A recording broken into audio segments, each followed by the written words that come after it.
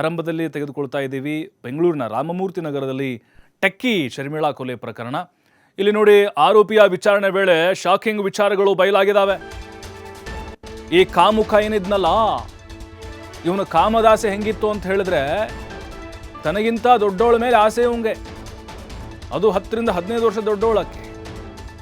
ಇವನು 18ರ ಪೋರ, ಇವನು ಮೀಸೆ ಚಿಗುರಿಲ್ಲ, ಪ್ರತಿಭಾವಂತ ಹಂತಕ ಇವನು. Rank student ಆಗಿದ್ನಂತೆ. SSLCಯಲ್ಲಿ 97ರಷ್ಟು ಅಂಕ ಪಡೆದಿದ್ದ ಕರ್ನಲ್ ಕುರೈ. PU ಸೈನ್ಸ್ ವಿಭಾಗದಲ್ಲಿ ಆಯ್ಕೆ ಮಾಡಿಕೊಂಡಿದ್ದ ಸೈನ್ಸ್ ಸ್ಟೂಡೆಂಟ್ ಇವನು. 97% ತಗೊಂಡೇನು ಮಾಡೋಣ, ಕೊಲೆ ಮಾಡಿದ್ದಾನೆ. ಆಯ್ತು ಬಾರಪ್ಪ, ನಿನ್ನ ಪರ್ಸೆಂಟೇಜ್ ಜಾಸ್ತಿ ಇದೆ ಅಂತ ಬಿಟ್ಟು ಕಳಿಸ್ತಾರ, ಒಳಗೆ ಹಾಕಿರ್ತಾರೆ ನೋಡಿ. PUC ಸೈನ್ಸ್ ವಿಭಾಗವನ್ನು ಆಯ್ಕೆ ಮಾಡಿಕೊಂಡಿದ್ದಾನೆ ಈ ಕಾಮುಕ. 2 ತಿಂಗಳಿನಿಂದ ಕಣ್ಣು ಹಾಕಿದ್ದಂತೆ ನೋಡಿ. ಇವನು ಹೆಂಗೆ ಸ್ಕೆಚ್ ಹಾಕಿದ್ದ ಶರ್ಮಿಳನ ಮೇಲೆ ಅಂತ. ಕಾಮುಕ ಕಣ್ಣು ಹಾಕಿದ್ದ ಅವನು. ಯುವತಿಯ ಚಲನ ವಲನವನ್ನು ಗಮನಿಸ್ತಾ ಇದ್ದ. ಎಲ್ಲಿ ಹೋಗ್ತಾಳೆ ಶರ್ಮಿಳಾ, ಎಲ್ಲಿ ಬರ್ತಾಳೆ, ಎಲ್ಲಿ ಕೂತ್ಕೊಂಡು ಊಟ ಮಾಡ್ತಾಳೆ, ಎಲ್ಲಿ ಕಾಫಿ ಕುಡಿತಾಳೆ ಅಂತೇಳಿ. ಓದುವ ನೆಪದಲ್ಲಿ ಮನೆಯ ಟೆರೆಸ್ ಮೇಲೆ ಹೋಗ್ತಿದ್ದವನು. ಓದಕ್ಕೆ ಹೋಗ್ತಾ ಇರಲಿಲ್ಲ, ಕಣ್ಣೆಲ್ಲ ಶರ್ಮಿಳನ ಕಿಟಕಿ ಕಡೆ ಹೋಗ್ತಾ ಇತ್ತು.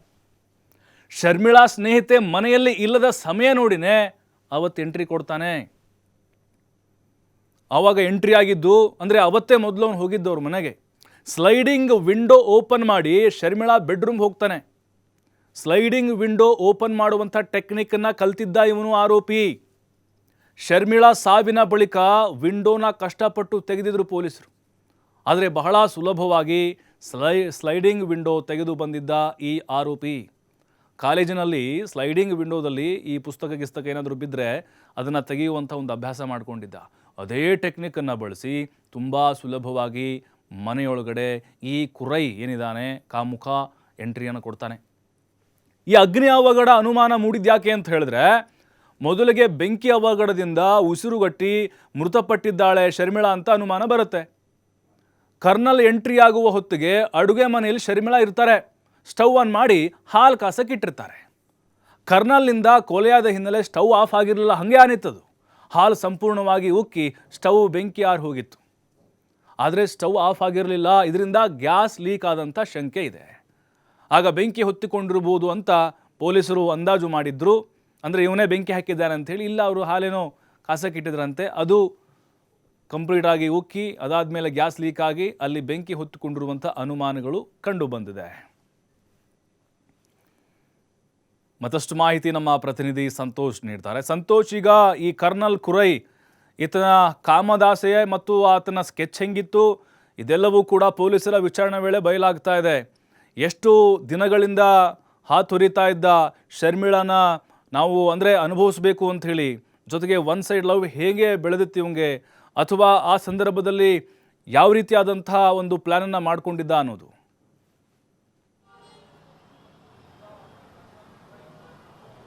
ಪ್ರಭು, ಇದು ಏಕಪಕ್ಷೀಯವಾಗಿ ಆತ ಪ್ರೀತಿಯನ್ನು ಮಾಡ್ತಿದ್ದ ಅನ್ನೋದು ಅಷ್ಟೇ ಇರುವಂಥದ್ದು. ಅದರಿಂದ ಆಚೆಗೆ ಯಾವುದೇ ರೀತಿಯ ಮಾಹಿತಿಗಳು ಇನ್ನೂ ಕೂಡ ಲಭ್ಯವಾಗಿಲ್ಲ. ಪೊಲೀಸರು ತನಿಖೆಯನ್ನು ನಡೆಸ್ತಾ ಇರುವಂಥದ್ದು. ಅಂದರೆ ಈಕೆ ಪಕ್ಕದ ಬಿಲ್ಡಿಂಗ್ನಲ್ಲಿ ಇರುವಂಥದ್ದು ದಿನನಿತ್ಯ ಆತ ಗಮನಿಸ್ತಾ ಇದ್ದ. ಆಕೆ ಒಬ್ಬಂಟಿಯಾಗಿರೋದು ಕೂಡ ಆತನಿಗೆ ಗೊತ್ತಾಗಿತ್ತು. ಯಾಕೆಂದರೆ ಆಕೆಯ ರೂಮ್ಮೇಟ್ಸಿಂದಲೂ ಆಕೆ ವಾಪಸ್ ತನ್ನ ಸ್ವಂತ ಊರಿಗೆ ಹೋಗಿರುವ ಹಿನ್ನೆಲೆಯಲ್ಲಿ ಈಕೆ ಒಬ್ಬಳೇ ಇರುವುದನ್ನು ಗಮನಿಸಿದ ಆತ ಏನು ಆಕೆಯ 3ನೇ ತಾರೀಕು ಅವರ ಸಂಜೆ ಆಕೆಯ ಮನೆಗೆ ಹೋಗುವಂಥದ್ದು. ಹೋಗಿ ಆಕೆ ಡೋರನ್ನು ಓಪನ್ ಮಾಡುವಂಥದ್ದು, ವಿಂಡೋ ಡೋರನ್ನು ಓಪನ್ ಮಾಡಿ ಅಲ್ಲಿಂದ ಒಳಗಡೆ ಎಂಟ್ರಿ ಆಗ್ತಾನೆ. ಎಂಟ್ರಿ ಆದ ಬಳಿಕ ಆಕೆಗೆ ತನ್ನ ಪ್ರೀತಿಯನ್ನು ವ್ಯಕ್ತಪಡಿಸಿ ಆಕೆಯ ಜೊತೆ ನಿಶ್ಚಿತವಾಗಿ ವರ್ತನೆಯನ್ನು ಮಾಡಲಿಕ್ಕೆ ಮುಂದಾಗುವಂಥದ್ದು. ಈ ಸಂದರ್ಭದಲ್ಲಿ ಅದಕ್ಕೆ ಸಂಪೂರ್ಣವಾಗಿ ಆಕೆ ಪ್ರತಿರೋಧವನ್ನು ಒಡ್ತಾಳೆ. ಪ್ರತಿರೋಧವನ್ನು ಒಡೆದಂಥ ಸಂದರ್ಭದಲ್ಲಿ ಆಕೆ ಮೇಲೆ ಹಲ್ಲೆಯನ್ನು ಮಾಡ್ತಾನೆ. ಹಲ್ಲೆಯನ್ನು ಮಾಡಿ ಆಕೆ ಯಾವಾಗ ಪ್ರಜ್ಞೆ ತಪ್ಪಿ ಬೀಳ್ತಾಳೆ. ಬಿದ್ದ ನಂತರ ಆಕೆಯನ್ನು ಉಸಿರುಗಟ್ಟಿಸಿ ದಿಮ್ಮಿನಿಂದ ಹತ್ಯೆಯನ್ನು ಮಾಡಿರುವಂಥದ್ದು.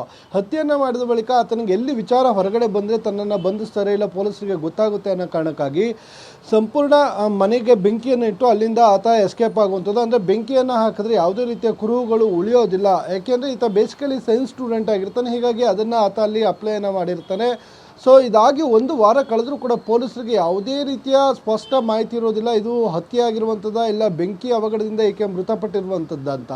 ಪ್ರಿಲಿಮಿನರಿಯಾಗಿ ಇದನ್ನು ನೋಡಿದಾಗ ಈಕೆ ಬೆಂಕಿ ಅವಘಡದಿಂದನೇ ಈಕೆ ಮೃತಪಟ್ಟಿದ್ದಾಳೆ ಅಂತ ಪೊಲೀಸರು ಕೂಡ ಒಂದು ಆಲೋಚನೆಯಲ್ಲಿದ್ದರು. ಆದರೆ ಮರಣೋತ್ತರ ಪರೀಕ್ಷೆಯ ವರದಿಗಾಗಿ ಕಾಯ್ತಾ ಇದ್ರು. ವರದಿ ಬಂದಂಥ ಸಂದರ್ಭದಲ್ಲಿ ತಲೆಗೆ ಬಲವಾಗಿ ಪೆಟ್ಟಿರೋದ್ರ ಬಗ್ಗೆ ಕೂಡ ಅಲ್ಲಿ ವರದಿಯಲ್ಲಿ ಉಲ್ಲೇಖವಾಗಿತ್ತು. ಆ ವರದಿಯನ್ನು ಆಧಾರವಾಗಿಟ್ಕೊಂಡು ಪೊಲೀಸರು ತನಿಖೆಯನ್ನು ನಡೆಸುವಂಥ ಸಂದರ್ಭದಲ್ಲಿ ಶರ್ಮಿಳಾ ಮೊಬೈಲ್ ಏನು ಮಿಸ್ಸಿಂಗ್ ಆಗಿರುತ್ತೆ, ಆ ಮೊಬೈಲ್ ಮಿಸ್ಸಿಂಗನ್ನು ಟ್ರೇಸಿಂಗ್ಗೆ ಹಾಕ್ಕೊಂಡಿರ್ತಾರೆ ಪೊಲೀಸರು. ನಂಬರ್ ಇರ್ಬೋದು, ಇಲ್ಲ ಅಂದರೆ ಅದರದ್ದು IMEI ನಂಬರ್ಸ್ ಏನಿರುತ್ತೆ ಅದನ್ನು ಕೂಡ ಟ್ರೇಸಿಂಗ್ ಹಾಕ್ಕೊಂಡಿರ್ತಾರೆ. ಆದರೆ ಎಲ್ಲೂ ಕೂಡ ಅದು ಟ್ರೇಸ್ ಆಗಿರೋದಿಲ್ಲ. ಒಂದು ವಾರದ ಬಳಿಕ ಆರೋಪಿತ ಯಾವಾಗ ಆಕೆಯ ಮೊಬೈಲನ್ನು ಆನ್ ಮಾಡಿ ತನ್ನ ಸಿಮ್ ಕಾರ್ಡನ್ನು ಅಲ್ಲಿಗೆ ಅಳವಡಿಸ್ತಾನೆ, ತನ್ನ ಸಿಮ್ ಕಾರ್ಡನ್ನು ಅಳವಡಿಕೆ ಮಾಡಿದಾಗ ಯಾವಾಗ ಮೊಬೈಲ್ ಆನ್ ಆಗುತ್ತೆ ತಕ್ಷಣ ಪೊಲೀಸರು ಈ ಬಗ್ಗೆ ಅನುಮಾನ ಬಂದು ಆತನ ವಶಕ್ಕೆ ಪಡೆದು ವಿಚಾರಣೆಯನ್ನು ಮಾಡಿದಂಥ ಸಂದರ್ಭದಲ್ಲಿ ಈತ ಸಂಪೂರ್ಣವಾಗಿ ಶರ್ಮಿಳಾ ಹತ್ಯೆ ಮಾಡಿದ ಕಹಾನಿ ಬಯಲಾಗಿರುವಂಥದ್ದು. ಸದ್ಯ ಆತನನ್ನು ಬಂಧಿಸಿರುವಂಥ ಪೊಲೀಸರು ವಿಚಾರಣೆಯನ್ನು ಮುಂದುವರಿಸ್ತಾ ಇರುವಂಥದ್ದು. ಪ್ರಭು, ಥ್ಯಾಂಕ್ ಯು ಸಂತೋಷ್ ಮಾಹಿತಿಗಾಗಿ.